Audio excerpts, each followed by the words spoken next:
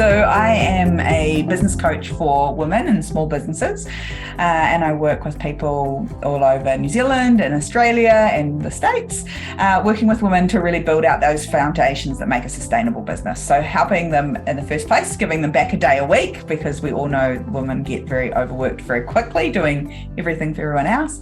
And then from there, we build the foundations that make that stay in place. So we look at systems and processes and team. So we'll do that, which is loads of fun. Yeah, absolutely. So women in business is really kind of the criteria. Generally, they've got a small team, so up to kind of a team of 25, 30 people. They're generally in a service industry, and they're in business, they're really good at what they do. So they tend to be really good accountant, or really good at design, or really good at being a chemist. What they will tell you is that they're not a great business person. And so they're learning for, how do I put the foundations, the scaffolding, the structure around what I'm really good at, so I can stay doing the things I love without all this other stuff I didn't know existed in a business. So that's what I'm looking for. So I think for me, it's, so you can tell by my accent, I'm from New Zealand. So for the last couple of years, we've been stuck in New Zealand for obvious reasons. And more than that, I live in a rural beachside town in New Zealand. So there's about 1,200 people live in my town. So if I was just traditionally talking to the people that are in my target market there, it would be very, very small and limited. So the whole idea about podcast guesting is it gave me access to other people's audiences that are wider reaching than my physical location, because in today's age, I can work with them and help them in their businesses wherever they are in the world, so long as we can do this. And so it was about raising my profile so that I had a bigger profile. It was about connecting with some really interesting people that run their own podcasts, and it was about connecting in with a bigger range of people that fit in my niche. Main reason that, one, I was recommended. So I got a referral that said, these guys are amazing, go and see them.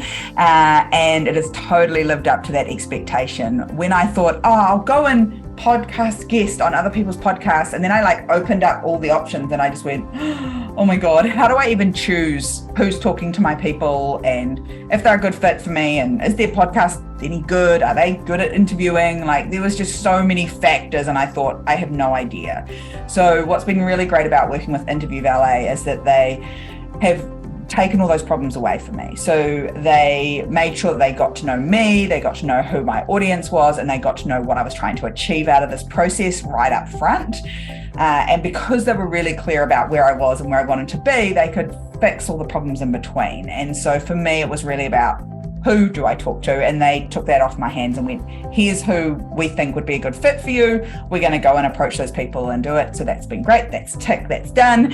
And then they've given me the information as each podcast has come up, and told me all about the host as well as their podcast and how it all works and what messages they're trying to take across. So I know that I can be on brand and on value for myself and for the person that I'm talking to. What else has happened? They've given me lots of top tips about how to capitalize on that process. And so I've been able to build out a really solid system in my business so that my team and I can take what's there and use it and spread it further and wider than just the podcast world.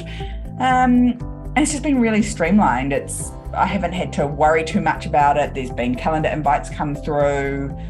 There's not a lot of thinking on my behalf. I just kind of do what I'm told. And that's a really nice place to be when you're a business owner, when often you have to make all the decisions. It's all laid out there for me. I think, one, do your research. You don't want someone that just gets you on the podcast and then leaves you to your own devices. So the podcast interview is wonderful and it's a really nice ego stroke, but actually it's what you do with it afterwards and what you do with it, even at the front end, what you do when you record, what you do with it afterwards, how you capitalize on that, how you ensure that the people that are listening to it, if they're the right fit and they're interested in working with you, it's really seamless for them to be able to get to you. And that's what Interview Valet's managed to do for me, is make it seamless from finding the right people to talk on the podcast right through to this is the person that wants to work with you, Sarah, and let's make it easy for them to actually connect with you and your products. And so that's been seamless. So I think make sure that someone's not just, booking you and running away after that. Like, the whole process is really important.